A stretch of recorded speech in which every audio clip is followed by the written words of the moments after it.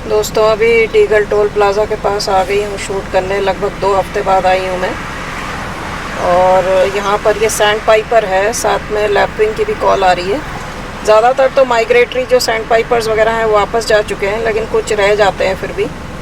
इसका मुझे जहाँ तक, क्योंकि सूरज बिल्कुल सामने आ रहा है, तो पैर और बीक इसके मुझे ऑरेंजिश कलर के लग रहे हैं, तो स्पॉटेड सैंड पाइपर भी हो सकता है ये।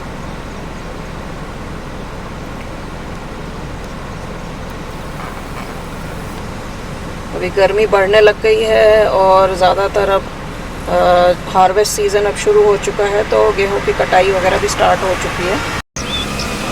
ये ऊपर बिल्कुल डाल पे टॉप पे एशियन ओपन बिल स्टॉक बैठा हुआ है।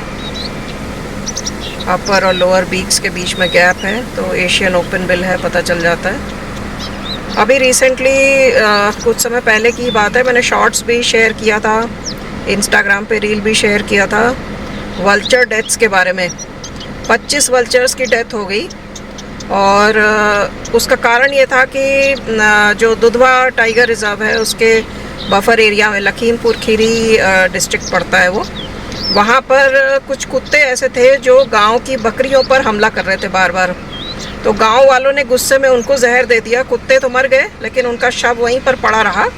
उसको किसी ने दफनाया नहीं या किसी भी तरह से उसको डिस्पोज ऑफ नहीं किया गया ढंग से। और क्या हुआ कि वल्चर्स, जो वहाँ पे वल्चर्स का नेचुरल जो टेंडेंसी है वो स्कैवेंजिंग टेंडेंसी है। कोई भी मरी हुई लाश उनको पड़ी हुई दिखेगी तो वो खाएंगे उसको। तो वो कुत्तों की लाश जो है वो वल्चर्स ने खा लिया और 25 वल्चर जो है वो मारे गए। अब आप सोचिए, क्रिटिकली एंडेंजर्ड हैं वल्चर सारे के सारे। और आपको पता ही है कि वाइल्ड लाइफ प्रोटेक्शन एक्ट जो है वो केवल ऐसा नहीं है कि जानवरों पे, जैसे टाइगर, लेपर्ड वगैरह, हाथी पे लागू है। सभी जानवर, सभी पक्षी, जो छोटे मैमल्स हैं, रेप्टाइल्स हैं, एम्फीबियंस हैं, मछली है और पेड़ पौधे हैं, ये सभी वाइल्ड लाइफ प्रोटेक्शन एक्ट के तहत प्रोटेक्टेड हैं। शुरू में जब 1972 में एक्ट बना था तब इसमें 6 शेड्यूल थे। अभी 2022 में जो इसका लास्ट अमेंडमेंट हुआ था उसके बाद 4 शेड्यूल रह गए हैं और उन 4 शेड्यूल्स के अंदर ही सारे प्राणियों को बांट दिया गया है। तो ऐसा नहीं है कि अगर आप किसी पक्षी को या किसी छोटे जानवर को मारते हैं या उसको कोई नुकसान पहुंचाते हैं तो आप वाइल्ड लाइफ प्रोटेक्शन एक्ट के तहत दोषी नहीं पाए जाएंगे। आप फिर भी दोषी पाए जाएंगे और जो भी सज़ा उस शेड्यूल के लिए नियत की गई है वो आपको मिलेगी। इवन पेड़ पौधे भी जो हैं, जैसे कि हमारे जो जड़ी बूटियां हैं, पूरे हिमालय में जगह जगह जड़ी बूटियां पाई जाती हैं। आपको पता है valley of flowers national park, इसका नाम आपने सुना होगा। ये पश्चिमी हिमालय में है। उसके अलावा सेंट्रल हिमालय, पूर्वी हिमालय, सब जगह अलग अलग एरियाज़ में जड़ी बूटियाँ पाई जाती हैं बहुत भारी मात्रा में। अगर उनको प्रोटेक्ट नहीं किया जाएगा तो हर कोई जाके वहाँ से वो जड़ी बूटियाँ उखाड़ के उसके दवाइयाँ बनाने लगेगा और अपना कमाएगा। क्योंकि इंसान की तो प्रवृत्ति यही है, उसको कोई भी चीज़ फ़ायदे की मिल जाती है तो वो उसका इतना हद से ज़्यादा इस्तेमाल कर देता है कि वो विलुप्त हो जाए। तो इसलिए ये वाइल्ड लाइफ प्रोटेक्शन एक्ट बनाया गया था। इसके तहत पक्षी भी हैं और वल्चर्स तो बहुत ज़्यादा प्रोटेक्टेड हैं, वो एंडेंजर्ड हैं। बड़ी मुश्किल से तो उनके नंबर बढ़ने शुरू हुए हैं। तो जो इस तरह की चीज़ें, अब इसमें देखिए, अब दोषी कोई पाया जाएगा, किसको सज़ा मिलेगी ये तो कुछ पता नहीं है, लेकिन पब्लिक अवेयर रहे कि इस तरह की अगर घटनाएं उनके गांव में, शहर के आसपास हो रही हैं तो पहली बात तो आप वाइल्ड लाइफ वालों को इन्फॉर्म करें। यदि कुत्ता है या जो भी जानवर है, कुत्ते तो देखिए फेरल डॉग्स तो मेनेस बन चुके हैं, ये तो मैं पहले भी कई बार कह चुकी हूँ। ये एक मोर है यहाँ पर, तो मेनेस बन गए हैं, लेकिन उसका मतलब ये नहीं है कि आप उनको अपनी मर्जी से कैसे भी जहर दे देंगे, कहीं भी डिस्पोज ऑफ कर देंगे। उसको खा के दूसरे जानवर भी मर सकते हैं। देखिए जैकल्स वगैरह भी जो है वो भी स्कैवेंजिंग का काम करते हैं। हाइना होता है वो भी स्कैवेंजर होता है। तो ये सब तो निर्दोष है, इन्होंने तो आपके जानवरों पे हमला नहीं किया। हमला वो कुत्ता कर रहा था, आपने उसको जहर दे दिया और उसको इररिस्पॉन्सिबल तरीके से आपने बाहर छोड़ दिया। गिद्धों ने खाया, वो मर गए। अगर हाइना खाते या जैकल खा लेता वो भी मर जाता। तो ये आपको सोचना होगा और पब्लिक को इस तरह से एक्ट भी नहीं करना चाहिए। कुत्तों को भी देखिए, जो शहरों में भी कई बार कुत्तों का ऐसा बिहेवियर हो जाता है, इंसानों को बेवजह काटते हैं या दौड़ाते हैं, तो उनको जो संबंधित अथॉरिटी होती है उनको बुलाया जाता है और उसको पकड़ के ले जाते हैं वो। उसके बाद वो जो भी उसका कोई ट्रीटमेंट करते हैं या न्यूटर करते हैं, जो भी करते हैं, लेकिन लोग उसको अपने हाथ में नहीं लेते हैं कानून को। तो जो भी इसका सॉल्यूशन है वो मिल बांट के ही निकालना पड़ेगा। और फॉरेस्ट डिपार्टमेंट भी मेरे ख्याल से लगा है इस केस में, काफी ज्यादा ये हाईलाइट हुआ। और मुझे उम्मीद है कि इसमें जो भी दोषी हैं उनके साथ कुछ सख्त से सख्त कार्रवाई की जाएगी। ये बहुत दिनों बाद ब्लैक विंग स्टिल्ट दिखा है। मैं कल ही सोच रही थी कि ब्लैक विंग स्टिल्ट काफ़ी समय से नहीं दिखे, क्योंकि ये वैसे तो विंटर में माइग्रेट करके आया करते थे पहले। अभी भी विंटर सीजन में आपको इनके ज़्यादा नंबर्स दिखेंगे, लेकिन अब क्या है कि ये समर में भी यहीं पर रुक जाते हैं। इनकी ब्रीडिंग भी इंडिया में ही मैंने होते हुए देखी है समर सीजन में। तो ब्रीडिंग पैटर्न तो आजकल बहुत ज़्यादा चेंज हो गया है बर्ड्स का।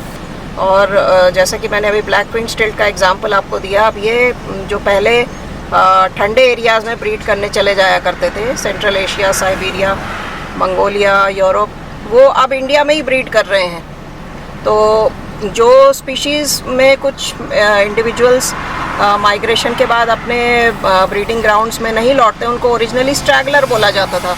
लेकिन अब आप देखिए स्ट्रैगलर जो हैं वो जहाँ पर रुक रहे हैं अपने नॉन ब्रीडिंग एरियाज़ में या विंटरिंग ग्राउंड में, वहीं पर वो ब्रीड भी कर रहे हैं। तो ये एक बड़ा इंपॉर्टेंट डेवलपमेंट है।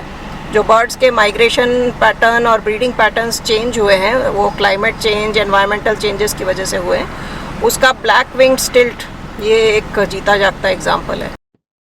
ये वुली नेक स्टॉक का नेस्ट तो खाली ही दिख रहा है मुझे। कई बार से मैंने यहाँ पे आके चेक जरूर करती हूँ, लेकिन इसमें स्टॉक नहीं मिलते हैं, या तो रोड के ऑपोजिट साइड में मिलते हैं या कहीं और मिलते हैं। तो जो फेरल डॉग्स की प्रॉब्लम है, देखिए फेरल डॉग्स की प्रॉब्लम पहले भी मैंने डिस्कस की थी कई बार। दूसरे भी वाइल्ड लाइफ यूट्यूबर्स जो हैं वो इसको डिस्कस कर रहे हैं। रिसेंटली मैंने आपको एक वीडियो में बताया था कि लद्दाख में लेह के आउटस्कर्ट्स में कुछ फेरल डॉग्स ने मिलकर एक स्नो लेपर्ड को मार डाला। और जो फेरल डॉग्स वहां पे हैं उनकी ब्रीडिंग लोकल जो फॉक्सेस एंड जैकल्स हैं उनके साथ हो रही है, और जो रिजल्टेंट जो स्पीशीज बन रही है वो और भी ज्यादा अग्रेसिव है। तो ये उसके अलावा मैंने, जब मैं ताल छापर गई थी राजस्थान, वहां पर भी ब्लैक बक देखने जो हम गए थे, जसवंतगढ़ जो एक नई सेंचुरी बन रही है ब्लैक बक्स के लिए, वहां पर हमने देखा था एक ब्लैक बक के शावक को डॉग्स ने मार डाला था, उसकी बॉडी पड़ी हुई थी बाहर।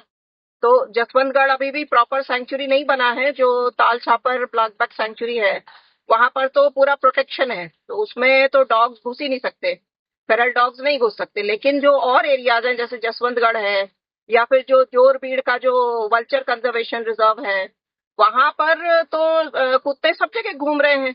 तो जो भी छोटे मैमल्स हैं, बर्ड्स हैं, उन सबको बहुत ज्यादा नुकसान पहुंचा सकते हैं और पहुंचा रहे हैं। ब्लैक बक के बच्चे को मार दिया, वहां पर स्नो लेपर्ड को मार दिया, बर्ड्स पर अटैक करते हैं, ये जो फॉक्स होते हैं, जैकल होते हैं, उन पर अटैक करते हैं।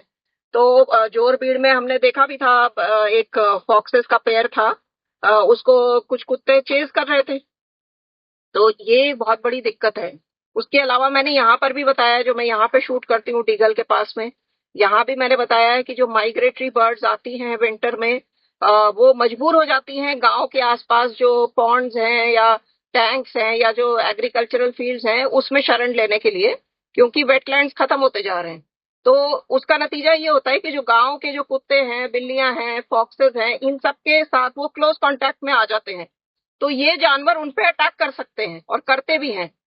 तो हर तरह से जो है फेरल डॉग का जो मेनेस है उसको किसी न किसी तरह से तो देखना पड़ेगा, क्योंकि कुछ समय में इंसान, ऑलरेडी इंसानों पर भी अटैक्स हो रहे हैं।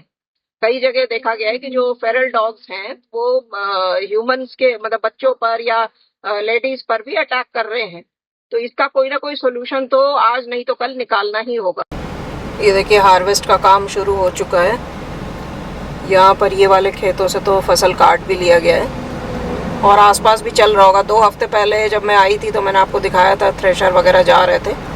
तो बहुत तेज़ी से काम शुरू हो जाता है, क्योंकि इस समय अभी बीच बीच में बारिश भी आ रही है, कभी ओले गिर रहे हैं। तो फसल जो बिल्कुल तैयार खड़ी है उसको अगर हार्वेस्ट कर लिया जाए तो बेस्ट है, क्योंकि फिर बारिश और ओले उसको नुकसान पहुँचाते हैं। अभी यहाँ पर ये रोज रिंग पैराकीट है, एक ही दिख रहा है, वैसे यहाँ पर कई सारे हैं, और प्लम हेडेड पैराकीट भी हैं। रोज रिंग पैराकीट इसका बहुत कॉमन नाम है, इसका जो साइंटिफिक नेम है वो अलग होता है। और इसको रिंग नेक पैराकीट भी बहुत सारे लोग बोलते हैं। एक मैंने इंस्टा पे रील डाली थी, वो फेसबुक पे भी शॉर्ट्स डाला था। वो था अलेक्जेंड्रीन पैराकीट पे, जो कि थोड़ा कम मिलते हैं रोज़ रिंग पैराकीट के कंपैरिजन में। तो उसमें कुछ लोगों के कमेंट्स आए थे कि इसको रिंग नेक बोलते हैं, रोज़ रिंग हमने पहली बार सुना है। तो बड़े आश्चर्य की बात है, अगर आपने पहली बार रोज़ रिंग सुना है तो फिर आप बर्डिंग के दुनिया में बिल्कुल नए हैं। और ऐसा नहीं है कि रोज़ रिंग पैराकीट किसी पर्टिकुलर एरिया में बोला जाता है, बाकी जगह रिंग नेक बोला जाता है। रोज़ रिंग पैराकीट एक कॉमन टर्म है, आप कहीं पर भी ढूंढ लीजिए गूगल पे जाके, rose ring parakeet oblique ring neck parakeet, यही नाम मिलेगा। साथ में जो उसका साइंटिफिक नेम है वो भी लिखा हुआ मिलेगा। दूसरा, उसी वाले रील पर इंस्टा पे एक व्यक्ति ने कमेंट किया था, उसको मैंने ब्लॉक कर दिया बाद में। उसका ये कहना था कि हमारे यहाँ भिवंडी में बहुत सारे ऐसे तोते मिलते हैं, कितने चाहिए ले जाओ। ठीक है, तो चाहे वो तोता हो, चाहे मुनिया हो, गौरैया हो, मैना हो, कोई भी चिड़िया हो या कोई भी जीव हो, उसको अगर आप कैद करके पिंजरे में डालते हैं तो आप एक क्रिमिनल हैं और आपके खिलाफ प्रॉपर कार्रवाई की जाएगी, जो कि वाइल्ड लाइफ प्रोटेक्शन एक्ट के तहत वो जो भी जीव आपने जिसको कैद किया है बेचने के लिए, वो जिस भी शेड्यूल में आता है, शेड्यूल 1, 2 या 3 जिसमें भी आता है, उसके अकॉर्डिंग जो भी सज़ा आपको मिलनी है वो आपको मिलेगी। अभी कुछ समय पहले की बात है, शायद 3 हफ्ते या 1 महीना हो गया होगा, उसमें ये यहाँ पर बड़ौत के पास में मेरे ख्याल से बहुत सारे लोग पकड़े गए थे, 3-4 लोग पकड़े गए थे, जो कि बहुत सारे पैराकीट्स को पकड़ के ला रहे थे राजस्थान से, और उसको दिल्ली NCR में उन सबको बेचने के प्लान था उनका। तो वो पकड़े गए थे यूपी में, मतलब ईस्टर्न पेरिफेरल एक्सप्रेसवे से जा रहे थे, तो बड़ौत के पास में वो पकड़े गए थे। तो इस तरह से जो लोग भी पेट ट्रेड में इन्वॉल्व हैं, जो प्राणियों को पकड़ के एक पिंजरे में डालते हैं, उनको बेचते हैं, उससे अपना धंधा चलाते हैं, वो सावधान हो जाएं, क्योंकि रूल्स बहुत स्ट्रिक्ट हो गए हैं और आप फंसेंगे अगर आप इसको बंद नहीं करेंगे तो उम्मीद है आपको वीडियो पसंद आएगा। इसके साथ ही इस व्लॉग को एंड कर रही हूँ। अब मुलाकात होगी आप लोगों से अगले व्लॉग में। चैनल को लाइक, शेयर और सब्सक्राइब ज़रूर कर लीजिए।